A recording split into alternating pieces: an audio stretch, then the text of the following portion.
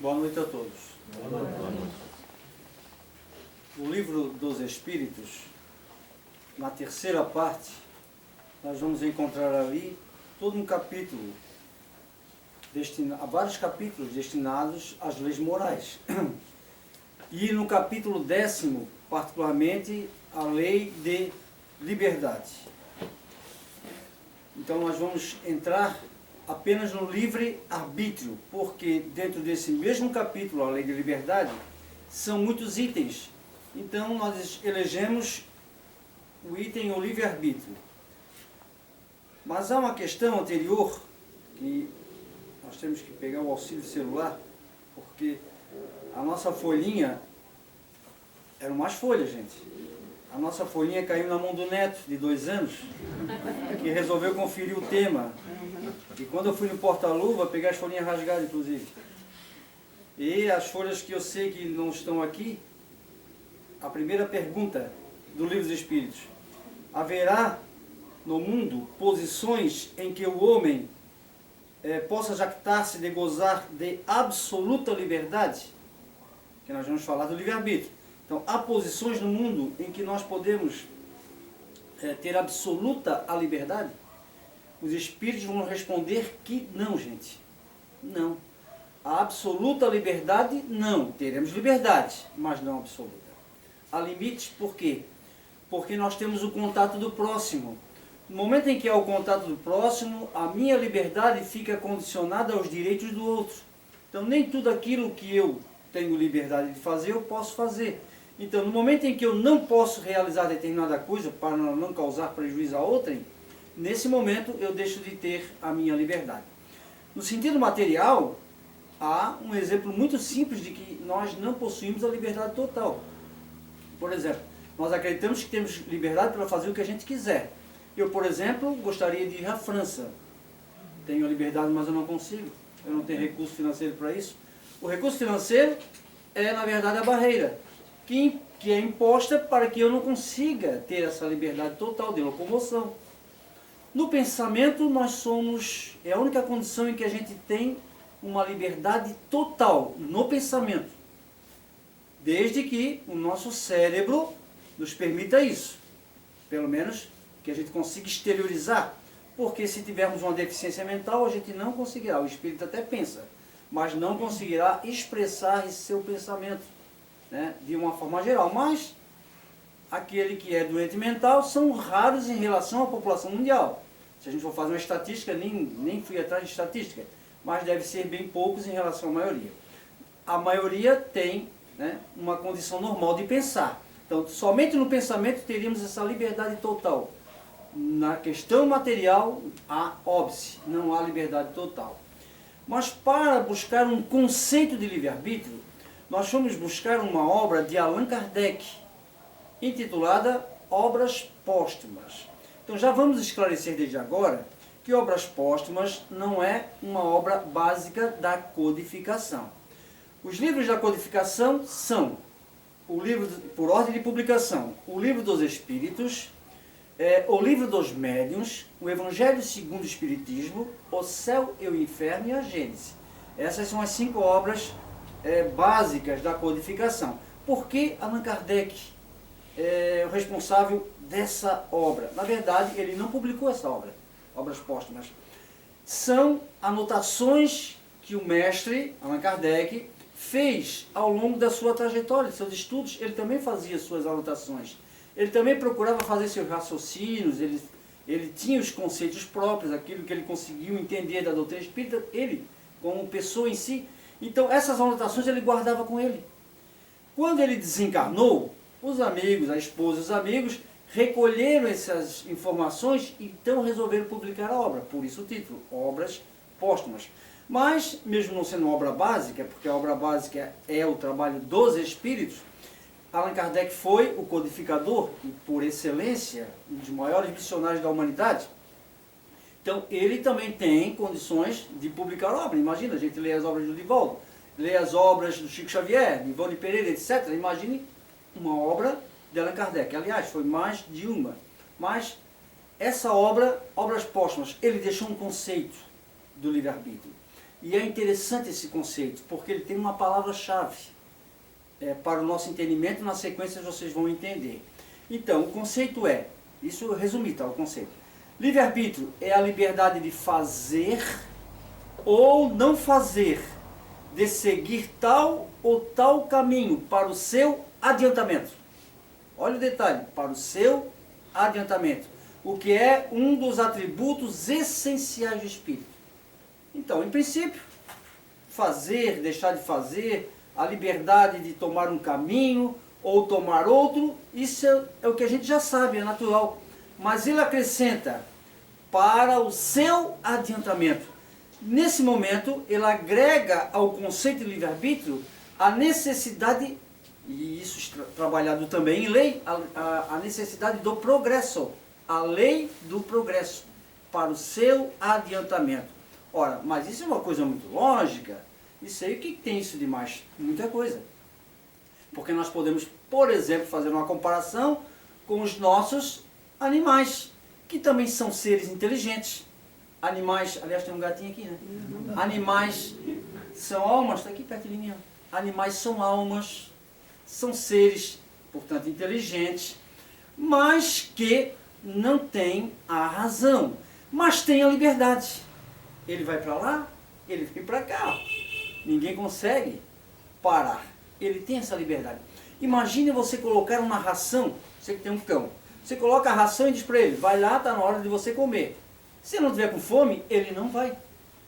Mas se ele tiver com fome e não tiver a ração, e você tiver com o alimento na mão, ele vai pular no seu colo para pegar o alimento. Então, ele tem iniciativa. O animal tem liberdade. Agora, a sua liberdade está condicionada à sua necessidade. É um instinto de conservação que predomina no animal, ser inferior em relação ao homem. Portanto, está também sujeito à evolução, sabemos disso, mas muito diferente, pelo menos no percurso, do ser humano. Porque o ser humano ele tem o livre-arbítrio, obviamente, e a razão. Arbítrio significa vontade, gente. Livre, livre vontade. Portanto, tanto o animal inferior quanto nós temos livre vontade para agir. Mas, isso, fizemos essa comparação para dar ênfase ao grau de responsabilidade nossa diante das nossas decisões. Por quê? Porque nós, seres humanos, nós temos a capacidade de, nesse momento, vamos agir. Nós podemos retroceder a nossa memória até alguns anos atrás, ou muitos anos atrás, a nossa infância, a nossa adolescência, e nós podemos, diante de um momento de indecisão, nós podemos trazer na memória uma situação semelhante, em que nós agimos de uma maneira, e dessa forma como nós agimos, trouxe prejuízo. Não foi legal, eu agi daquela maneira, nossa, tive alguma vantagem, mas não foi bom. Acabei prejudicando muitas pessoas. Então, o ser humano ele tem essa capacidade de voltar o pensamento. Nesta existência, eu estou me referindo. Nada de regressão de memória. Nessa existência, ele consegue lembrar de algo do passado. O ser humano, ele, mesmo no presente, ele consegue também fazer projetos. Ele pode projetar o futuro. O animal, não. O animal, apenas o presente. O animal não consegue retroceder a memória dele, gente. Ele não tem um pensamento continuado como ser humano. Por isso é que o animal não é responsável pelos seus atos.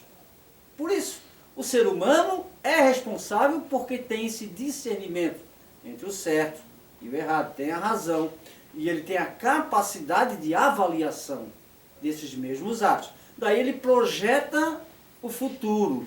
E aí, muitas vezes a gente pensa assim, nossa, eu vou tomar determinada decisão, eu vou me dar bem.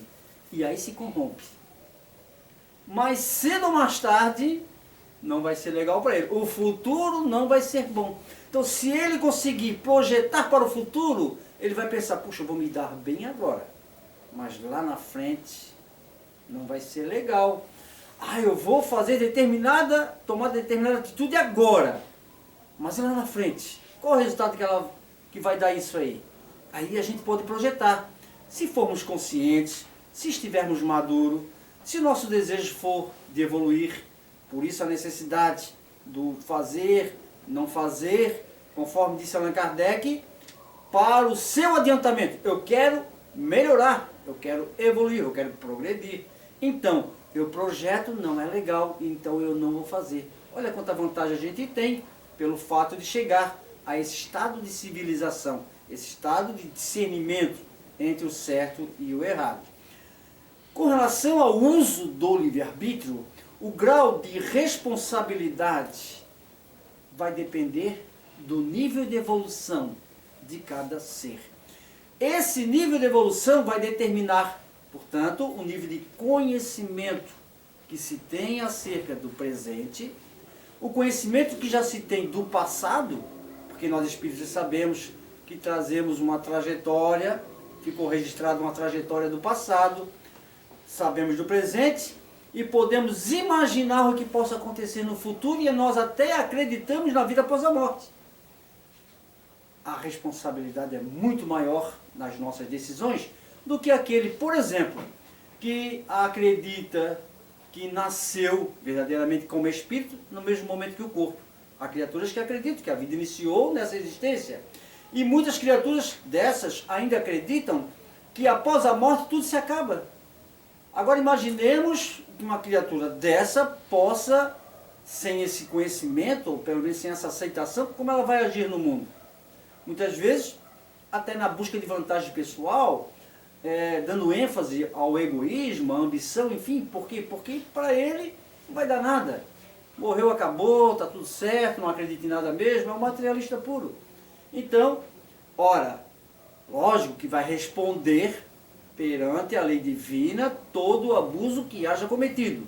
Toda infração da lei divina precisamos responder, porque nós podemos burlar a lei humana com um bom advogado, mas a lei divina não. A diferença estará no grau de responsabilidade de cada um. Portanto, aquele que mais sabe, mais é cobrado. Mas eu fui atropelando já as questões, esqueci de falar. Tem o homem o livre-arbítrio de seus atos? Allan Kardec chegou a perguntar, tem o homem o livre-arbítrio de seus atos? Como nós já acabamos adiantando, nós podemos decidir. Então nós temos o livre-arbítrio dos nossos atos. Então, responderam os espíritos, pois que tem a liberdade de pensar, tem igualmente a de obrar. Mas interessante, repetimos a questão, porque o interessante é o final da questão quando ele diz assim, ó, sem o livre-arbítrio, o homem seria uma máquina. Nós apenas reproduziríamos os mesmos pensamentos, as mesmas atitudes, agiríamos como que o animal por instinto. Então, nós não seríamos responsáveis pelos nossos atos. Mas não, nós temos o livre-arbítrio e, portanto, nós somos, portanto, responsáveis pelos nossos atos. Aí podemos até relembrar o que já foi dito muitas vezes nas casas espíritas, com relação à semeadura. A semeadura é livre. Nós temos o livre-arbítrio, a semeadura é livre. Mas não esqueçamos que a colheita, ela é obrigatória. Quem semeia ventos, colhe tempestade, gente. É a lei. É a lei não para prejudicar a ninguém, mas para fazer com que a gente consiga evoluir. Por isso o Espiritismo nos coloca a par dessa situação. É importante nós lembrar e frisar também, principalmente aqueles que já têm o conhecimento da doutrina espírita, que na questão do livre-arbítrio, o pensamento, ele é fundamental, gente. O pensamento é fundamental. A partir do pensamento, nós vamos gerar os nossos atos. Não significa que pensar vai se fazer, porque a criatura pode pensar um monte de bobagem e pela própria disciplina conter o pensamento e não realizar o ato, ainda que esse ato seja um ato desagradável. Ele pode pensar, mas se ele for consciente e disciplinado, ele não realizará. Então, mas há um prejuízo. O fato de pensar já é um prejuízo. Portanto, lembramos uma colocação no outro capítulo do Evangelho, quando os Espíritos nos dizem que quando nós pensamos no mal e nós realizamos o mal está em toda a intensidade dentro de nós. Quando nós pensamos no mal, mas não realizamos, o progresso está em vias de se realizar. Não há progresso ainda, gente. Pensamos no mal, mas não fazemos. O progresso está em vias de se realizar. Está a caminho, mas não está realizado. Quando nós nem pensamos no mal, o progresso já está feito. E nós sabemos que nesse planeta isso não é possível. Somos realistas. Nesse planeta que ainda é de expiações e provas, porque nós estamos falando muito de regeneração, mas o planeta é de expiações e provas. O planeta de expiações e provas tem como características seres que estão em sofrimento, grande parte, como escola, que é a Terra, oferece o sofrimento para a nossa reeducação. E reconhecer que somos espíritos inteligentes. Nossa, nós somos muito inteligentes. Esse planeta é uma característica do nível intelectual alto em relação aos mundos inferiores, mas em nível moral, precisando de melhoras, precisando de muitas melhoras. Daí então é natural, melhor dizendo, não é natural, é normal, porque a natureza é sempre para o bem. Então é normal que nós tenhamos pensamentos negativos. Por quê? Porque em nós ainda habitam paixões. Nós ainda aceitamos muita coisa negativa. Nós absorvemos muita coisa negativa pela nossa maneira de ser, pelas tendências. Há uma outra questão que vai falar também sobre a questão das tendências. Nós temos ainda um passado que traz um peso em nossas costas e que nós precisamos trabalhar por melhorar. Então, aonde ainda há ódio, aonde ainda há ressentimento, um mundo onde ainda há criaturas umas querendo prejudicar as outras, obviamente, imagina na questão do pensamento. Os pensamentos ainda são uma barreira para nós. Então, nós temos que disciplinar o nosso pensamento. Por que falamos tanto do pensamento? Para lembrar um trecho do livro No Invisível, de Leon Denis, onde ele nos alerta na questão do pensamento. Então nós temos liberdade para pensar. E a liberdade para pensar é total, gente. A liberdade para pensar é total. Agora, não esqueçamos, antes de citar o livro No Invisível, que o pensamento cria. O pensamento é um fator criador em nossas vidas. Nós não vemos, mas tudo que pensamos nós plasmamos em volta de nós. São energias que formam imagens. Criamos verdadeiras cenas quando alimentamos pensamentos contínuos. Nós criamos cenas. Imagina os pensamentos ligados às coisas inferiores. Que desagradável que não deve ser. Ainda bem que a gente não vê. Já pensaram se a gente tivesse a capacidade de ver essas criações fluídicas projetadas no nosso pensamento? Nós iríamos enlouquecer nesse planeta, porque são muitos pensamentos negativos. Pensamento na questão da sensualidade, pensamento na questão da vingança. Então, nós podemos perceber o quanto é importante a disciplina do pensamento. Aliás, o pensamento bom também cria imagens boas. O pensamento elevado, gente, faz com que haja uma atmosfera fluídica que só traz benefícios para todos, para aquele que pensa, para aquele que está em volta. Daí então a necessidade do pensamento. Então diz Leon Denis, no livro No Invisível, na página 88, pelo menos na edição do meu livro. Ele diz assim, ó: o nosso estado mental é como uma brecha por onde amigos ou inimigos podem penetrar em nós. Os sensuais atraem espíritos sensuais que se associam aos seus atos e desejos, eles aumentam a intensidade. Os criminosos da mesma forma. E aí vai por diante, na questão negativa, quanto também poderíamos citar na questão positiva. Então o nosso estado mental abre-se uma brecha. No momento que a gente pensa, a gente vibra, abre-se uma brecha. Amigos ou inimigos podem adentrar por essa brecha. Daí então, se nós temos um desejo negativo, não haverá quem não incentive isso. Daí a gente percebe, por exemplo, quando o indivíduo comete um crime hediondo. E aí nós ficamos chocados com o crime hediondo. o indivíduo que comete um crime hediondo como assassinar uma criança, por exemplo, está passando em reportagem direta, agora deu até uma diminuída, mas estava falando direto nisso, daquele menino que foi assassinado. Nós temos a certeza absoluta de que vamos falar que um indivíduo desse não está sozinho. Quando alimenta a ideia pela violência com relação a outrem, seja criança ou não, a criança chama mais atenção. Mas ninguém comete um ato bárbaro sem que esteja acompanhado. Então ele não é responsável? É. Por isso, essa obra de Leon Denis diz que os espíritos se associam aos nossos desejos e aumentam a intensidade. Ou seja, nós já íamos fazer, já tínhamos a vontade, então abrimos a brecha no pensamento. E os espíritos vão se aproveitar disso para aumentar a intensidade. Talvez a violência fosse menor um pouco. Foi pior por conta da intensidade, da vibração e do encaixe mental entre o inferior desencarnado e o inferior encarnado. Nós estamos botando a culpa nos espíritos pelos nossos atos, mas eles têm uma interferência muito grande. Por isso, Jesus dizia, vigiai e orai, para não cair em tentação.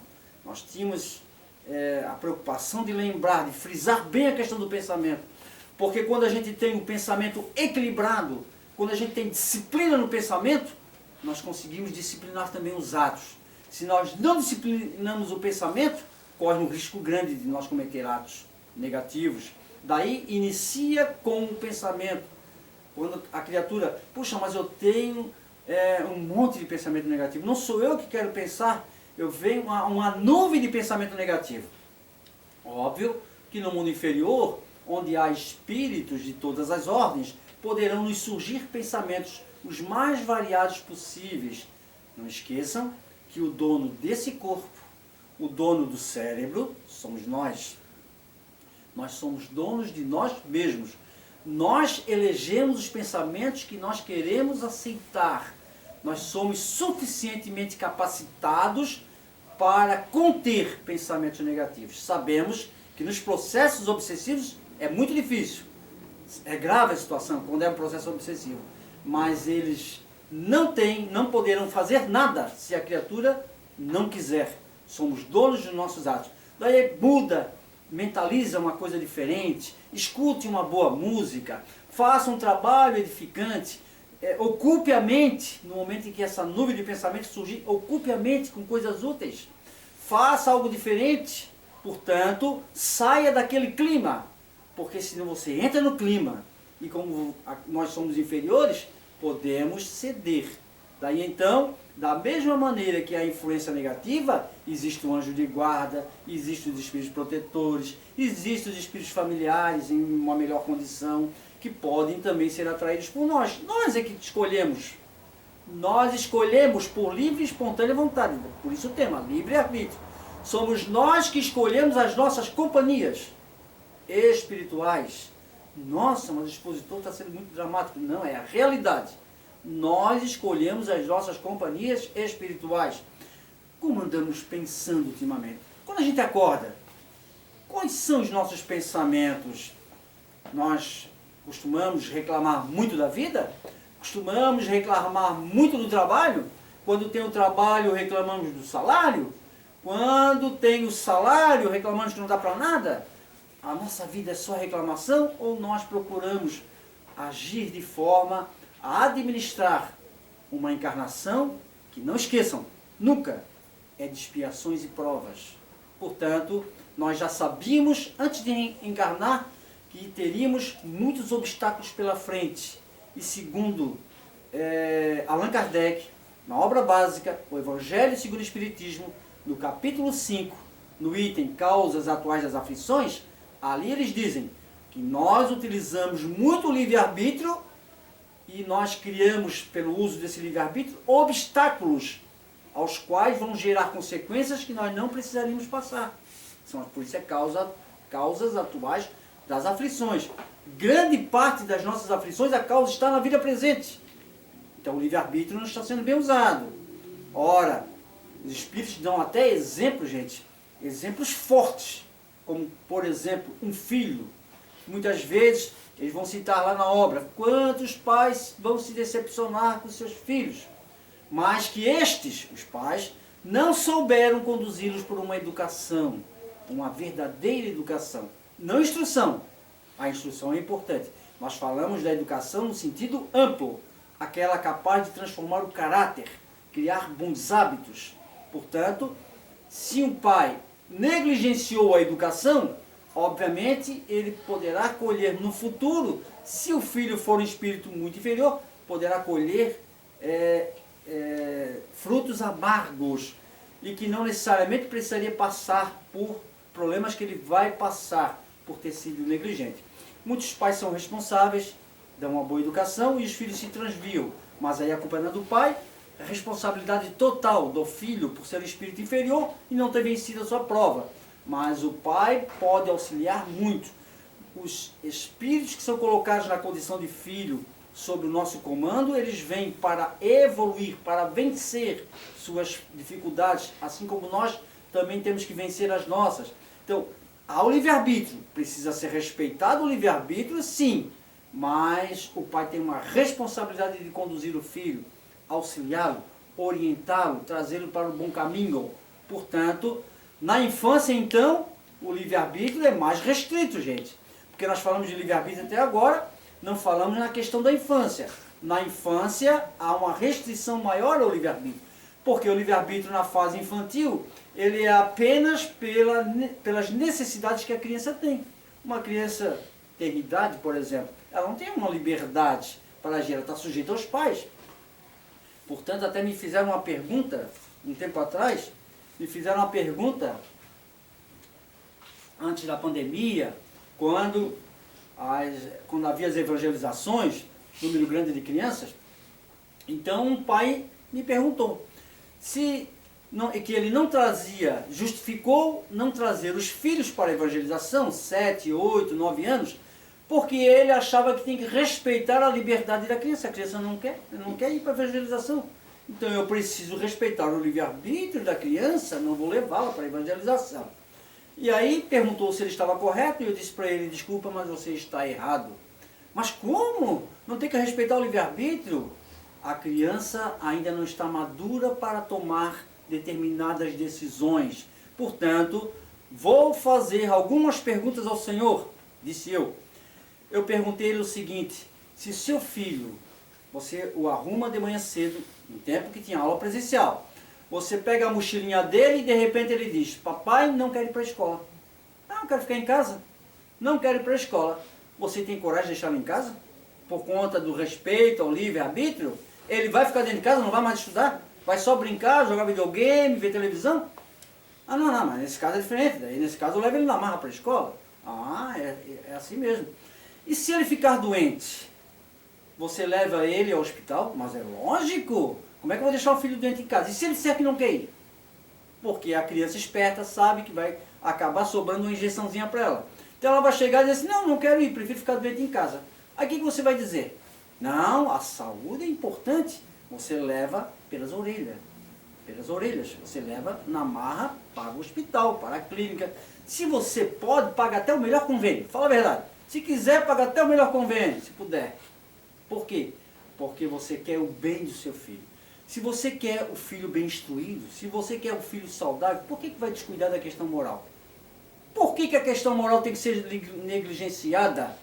Porque, inclusive, a questão moral, tão importante quanto a instrução e a saúde, posso lhes afirmar que a questão moral é mais importante ainda. Lógico, ambas têm importância, tanto a instrução quanto a questão da saúde. E a moral, gente, que é o preparo para a vida verdadeira, a moral você vai negligenciar? Então é simples, da mesma maneira que leva pelas orelhas para a escola, que leva pelas orelhas para a clínica, assim como eu fui levado pelas orelhas para a evangelização, porque eu também não gostava, não queria de jeito nenhum, ia chorando. Hoje eu não preciso ser trazido pelas orelhas, não preciso, eu gostei do negócio, gostei de hoje estou aqui, sou expositor. Dos 5 irmãos, eu era o único que não gostava de ir para o centro. Óbvio que tem a mãozinha do lado de lá, negativo, para não deixar aí mesmo. Sabemos que tinha essa influência. Mas, de qualquer maneira, hoje estou aqui, gente. Portanto, a criança não tem esse poder de decisão. O pai, obviamente, que vai tratar com carinho, com todo jeito, sem necessidade de violência, tem que ter toda aquela habilidade. Se nós quisermos, a gente traz pela evangelização e elas vão vir, depois de estar aqui, vão gostar. Agora acredito que não tem, né, por conta da pandemia.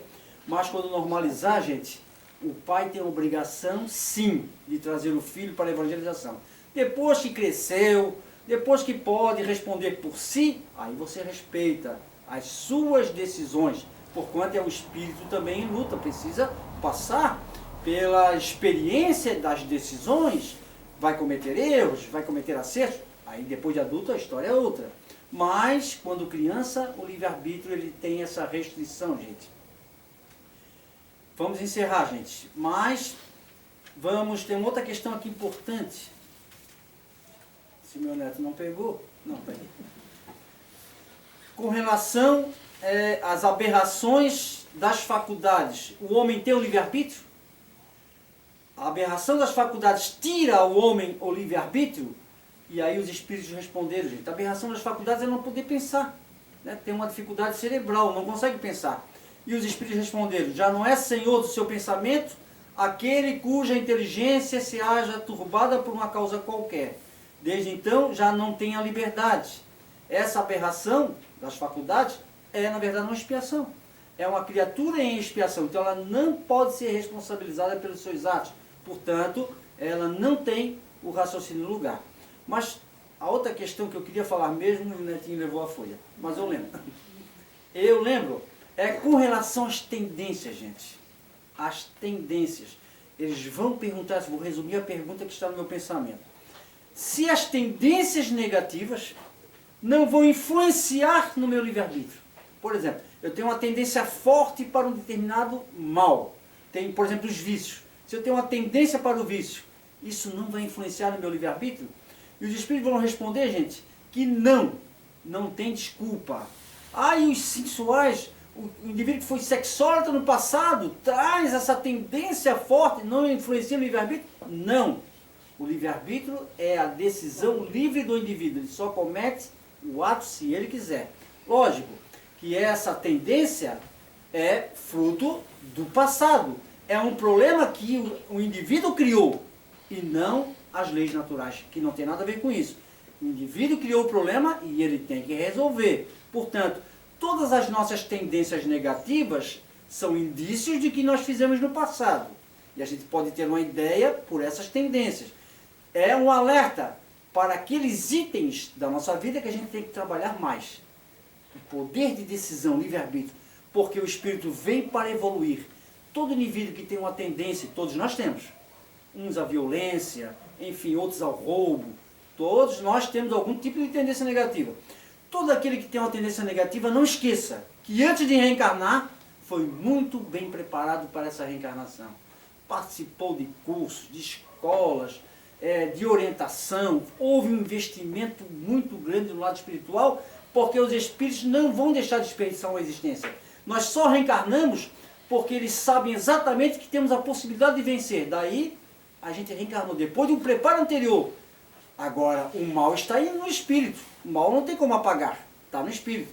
Então, ele renasce próximo de uma região, ou de locais, ou com pessoas, onde ele possa ser testado naquela condição. Daí virão as tendências e ele tem o livre-arbítrio. Então o livre-arbítrio é a decisão dele. Ele pode decidir sim, não quero mais, é para isso que reencarnou, para melhorar, para evoluir. Então não é desculpa esse obstáculo, não é desculpa, porque nós temos esse poder de decisão. Nós agradecemos imensamente a Deus pela oportunidade, pela proteção espiritual, pelo silêncio, né, de todos que me ouviram, pela paciência de ter me ouvido. Muito obrigado.